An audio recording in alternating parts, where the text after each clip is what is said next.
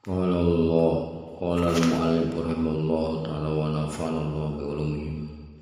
Rabbi zidna ilman nafi'an warzuqna fahman wasi'an wa amalan mutaqabbalan bi rahmatika ya arhamar rahimin. Bismillahirrahmanirrahim. Qala Allah ta'ala wa ma tilka bi yaminika ya Musa. Wa kanat tilkan naru nurun lakin sumiyat narun ala za'mi Musa alaihissalam ala talabihi li'annahu talabanna fi zalikal hin wa laysal insanu adna martabatan minas sajarati fala azaba ija tajalla bi sifatin min sifatillahi tabaraka wa ta'ala fi haqiqatil insaniyah ba'da tasfiyah wa hiya minas sifatil hayawaniyah ilal insaniyah kama tajalla ala katsirin minal awliya. Qala Abu Yazid al-Bustami hina tazalli subhani ma'azama sa'ni wa qala Junaidi laisa fi hubbati siwallahi tabaraka wa ta'ala wa nahwa zalika wa fi hadzal maqam la ta'ifu azibatun li ahli tasawuf yatulu sarhuha. Allah subhanahu wa ta'ala berfirman, dan apakah yang ada di tangan kananmu wahai Musa? Al-Quran surat Toha surat ke-20 ayat 17. Api yang dimaksud dalam ayat ini adalah cahaya, tapi ia disebut api sesuai dengan anggapan Nabi Musa alaihissalam yang saat itu sedang mencari cahaya api.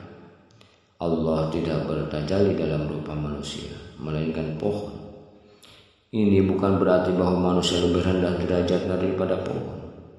Oleh karena itu tidak mengherankan jika kemudian Allah subhanahu wa ta'ala bertajalli dengan salah satu sifatnya dalam rupa hakikat insaniyah. Setelah seseorang menyucikan rohaninya dari sifat-sifat hewani hingga sifat-sifat insaniyah, sebagaimana Allah subhanahu wa ta'ala bertajalli pada kebanyakan wali. Abu Yazid al-Bustami berkata, ketika beliau melihat Allah subhanahu wa ta'ala bertajalli, maha suci aku, betapa agungnya kedudukanku. Al-Junaidi berkata, di dalam jubah tidak ada selain Allah subhanahu wa ta'ala. Dan masih banyak lagi contoh-contoh lainnya. Dalam maqam ini terdapat rahasia-rahasia besar bagi ahli tasawuf yang sangat panjang penjelasannya. Summa bi tarbiyatil la budda minal munasyabatil fal mubtadi'u bil awwali mar la munasabata bainahu wa bainallahi ta'ala wala bainan nabiyyi sallallahu alaihi wasallam fahtaja ala mahalata ila tarbiyatil wali awwal lianna bainahuma munasabatan min jihatil basyariyah kama kana Nabi sallallahu alaihi wasallam hala hayatihi fa idza kana Nabi sallallahu alaihi wasallam bil hayati dunya lam mahtaja li ahlin ghairi wa ba'dil intiqali ila akhir in qata'a min sifati ta'allum muwasala ila mahdi tajarrud wa kadzalika al-awliya idza ta'allam ila al-akhirah la yasilu ahadun minhum illa al-irsyad al-maqsud fafham in kunta min ahli al-fahm wa illam takun fatilu bil fahm birriyad an-nurani al-ghalib ala nafsaniyah at-tumanina li'anna al-fahm yahsulu binuraniyah bal bididdiha li'anna nuru innama yajib bi umawli yakunu mujayyanan musrikan falam yabqa bil mubtadi munasabatan lahu. Kemudian di dalam pendidikan rohani harus selalu ada keselarasan dimensi dengan Allah subhanahu wa ta'ala. Sufi pemula tidak memiliki keselarasan dimensi antara dirinya dan Allah subhanahu wa ta'ala dan dengan nabinya sallallahu alaihi wasallam, maka mau tidak mau ia harus berada dalam didikan seorang wali lebih dahulu. Karena antara keduanya, sufi pemula dan wali, terdapat keselarasan dimensi dari sisi sama-sama manusia. Seperti halnya Nabi Muhammad SAW ketika beliau masih hidup, ada dimensi yang masih bisa dijangkau umat. Ketika Nabi Muhammad SAW masih hidup di dunia, manusia tidak perlu pendidikan pada selain beliau. Tetapi setelah beliau pindah ke alam akhirat, maka putuslah keselarasan dimensi yang bisa dijangkau umat, karena beliau telah sampai di makom tazarrud. Begitu pula ketika para wali sudah ta'alluq bergantung pada alam akhirat, maka tidak ada seorang pun yang mampu menjangkaunya untuk mendapatkan bimbingan kepada alam maksud Allah Subhanahu wa ta'ala. Pahamilah, jika engkau termasuk orang-orang yang berusaha memahami. Jika engkau tidak mampu memahami, carilah pemahaman mengenal hal ini dengan riyadhah nurani, ibadah-ibadah yang menghasilkan cahaya, yang akan mengalahkan hawa nafsu yang gelap. Karena pemahaman seperti ini hanya dapat diperoleh dengan cahaya, tidak bisa dengan lawannya, yakni kegelapan. Cahaya hanya muncul dari tempat yang indah dan memancar. Artinya sufi pemula tidak memiliki keselarasan dimensi dengan wali yang sudah ta'alluq ini. Wa amal waliyul ladzi kana fil hayati falau minhu munasabatun li'anna lahu zihataini ahaduhuma ta'liqiyah wasaniyatu tajridiyah min jihatil warisil kamil fayatawalla allazina yakunu fil hayati ilai madadul wilayah al-ubudi an-nabawi minan nabi sallallahu alaihi wasallam wa yatasarrafu biha fil khalqi fafham fa inna wara azaka sirrun amikum yudriku ahlu kama qala tabaraka wa ta'ala falillahi izzatu wa rasulihi wa lil mu'minin. Wa amma tarbiyatul arwahi faruhul jismani murabbi bil jism wa ruhir rawan murabbi bil qalbi wa ruhus sultani murabbi bil fu'ad wa ruhul qudsi murabbi bil sirri wa huwa al-wasit bainahu wa bainal haqq wa mutarazzimun minal haqq ila al-khalq li'annahu ahlullah wa makhluq. Terhadap wali yang masih hidup, pada dasarnya sufi pemula memiliki keselarasan dimensi dengannya. Karena wali yang masih hidup memiliki dua dimensi, yakni dimensi ta'liq atau bergantung pada alam akhir, dan dimensi tazyid atau menyendiri sebagai pewaris sempurna Nabi sallallahu alaihi wasallam. Yang dengan dimensi ini ia memberikan dukungan kepada sufi pemula dengan madad kewalian dari Nabi sallallahu alaihi wasallam sebagai modal penguat ibadah, dan madad inilah yang disebarkan wali di tengah-tengah umat. Pahamilah, di balik penjelasan yang terdapat rahasia yang dalam yang hanya dapat dipahami ahlinya. Sebagaimana Allah Subhanahu wa ta'ala berfirman, keagungan itu hanyalah bagi Allah dan Rasulnya dan bagi orang-orang mukmin. Al-Quran surah Al-Munafiqun surat 63 ayat 8. Terkait dengan pendidikan roh jismani yang menjadi murabbinya jasad, roh ruwani yang menjadi murabbinya qalb, roh sultani yang menjadi murabbinya fuad, roh qudsi yang menjadi murabbinya sir. Dialah yang menjadi wasilah antara dirinya dengan Allah Subhanahu wa ta'ala. Roh qudsi pula yang menginterpretasikan Allah Subhanahu wa ta'ala pada makhluknya, karena roh qudsi ini adalah akhlullah atau keluarga Allah dan mahrumnya. Wa amma ru'yallati binal akhlaq al-zamiyah allati hiya min sifatil ammar wal lawam wal mulham fa huwa la yuru min asyibai kan namri wal asal wal zib wal dubi wal kalbi wal hinjir wa ghayriha mislal arnab wa sya'lab wal hir wal fahdi wa mislal hayyati wal aqrab wal zanbur wa ghayr zalik minal mu'jizat. Fa hadhihi sifatu zamimah allati yazibu al-ihtiraju anha wa imatuha an tariqir ruh.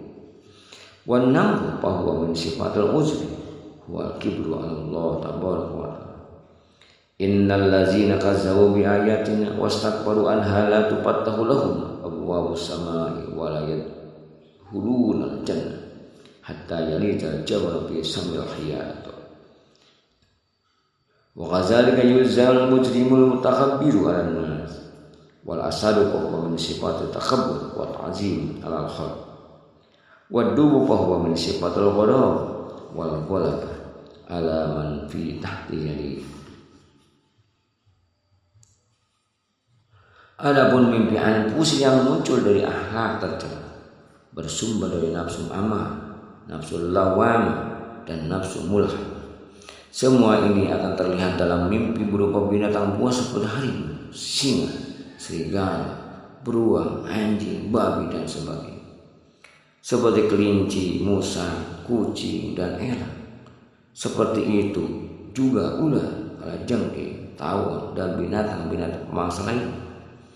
Sifat-sifat tercela ini merupakan sifat-sifat yang harus dikeluarkan dan ditinggalkan dari perjalanan roh. Harimau melambangkan sifat ujub, yaitu sombong kepada Allah Subhanahu wa Ta'ala dan merasa besar kepala di hadapan Allah. Allah Subhanahu wa Ta'ala berfirman, sesungguhnya orang-orang yang mendustakan ayat-ayat Kami dan menyombongkan diri terhadapnya, sekali-kali bagi mereka tidak akan dibuka pintu-pintu langit dan tidak pula mereka masuk surga hingga unta masuk ke lubang jarum. Al-Quran surah Al-A'raf surat ke-7 ayat 40. Begitulah balasan bagi orang yang sombong di hadapan manusia. Singa melambangkan sifat sombong dan mengagung-agungkan diri di hadapan manusia lain. Beruang melambangkan sifat pemarah dan selalu ingin menindas anak buah.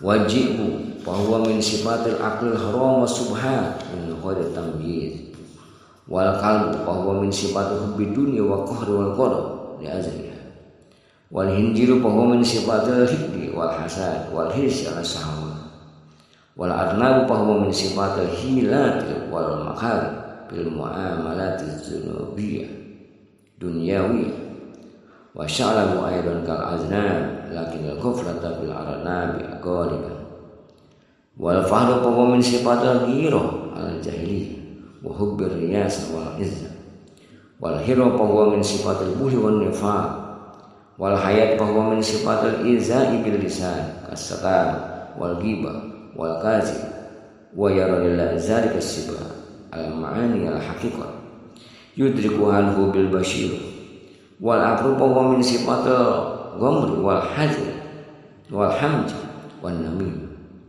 wa zanburu bahwa min sifatil izza'in nas bil lisan hafiyah wa qad tadullul hayat ala adawati man nas wa yajaru asaliku annahu yuharibu ma hajal mu'ziyat wa lam yagrib alaiha birru'ya fal yajtahid bil ibadah wa zikri hatta yagrib alaiha wa yubhiruha wa yabniyaha aw yubaddilah ila sifatil basariyah fa inna qahraha wa qadlaha bil kulliyah fa huwa ma'na tarki sayyi'at kama qala tabaraka wa ta'ala fi ba'dil haqqi tabi'in kaffaru anhum sayyi'atihim wa aslaha balahum.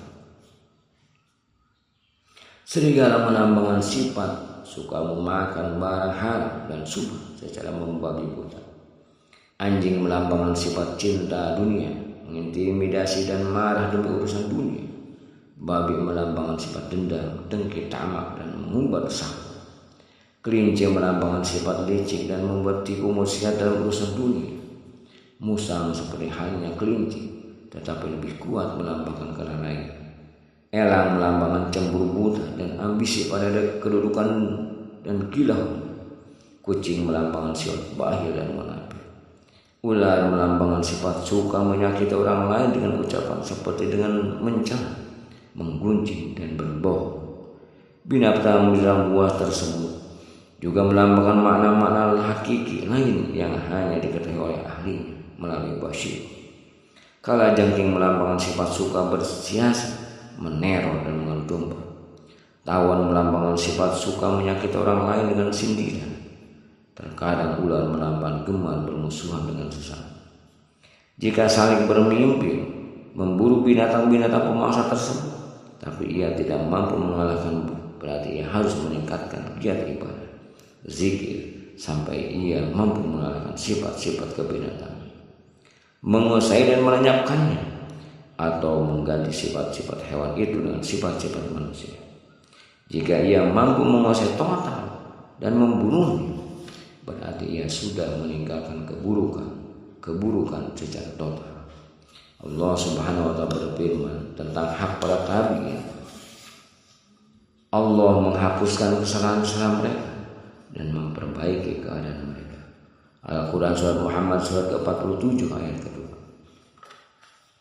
Bila mana seorang salib bermimpi melihat binatang-binatang pemangsa tersebut berubah menjadi manusia, itu menunjukkan bahwa keburukannya telah berganti dengan kebaikan, sesuai dengan firman Allah Subhanahu wa ta'ala tentang hak-hak orang yang tobat, kecuali orang-orang yang bertobat dan beriman dan mengerjakan kebajikan, maka kejahatan mereka diganti oleh Allah dan kebaikan. Al-Quran surat Al-Furqan surat ke-25 ayat 70. Itu artinya dia telah bebas dari binatang-binatang pemangsa tersebut. Setelah ini salib tidak boleh lagi, sebab terkadang kekuatan nafsu untuk melakukan kemaksiatan muncul kembali, bahkan menguat dan mengalahkan nafsu mutmainnah. Oleh karena itu Allah Subhanahu wa ta'ala memerintahkan agar hamba menjaga larangan sepanjang waktu selama hidup di dunia. Terkadang nafsu amarah terlihat dalam mimpi dengan rupa orang kafir, nafsu lawamah dengan rupa orang Yahudi, nafsu mulham dengan rupa orang-orang Nasrani atau ahli bid'ah. Wallahu a'lam bishawab.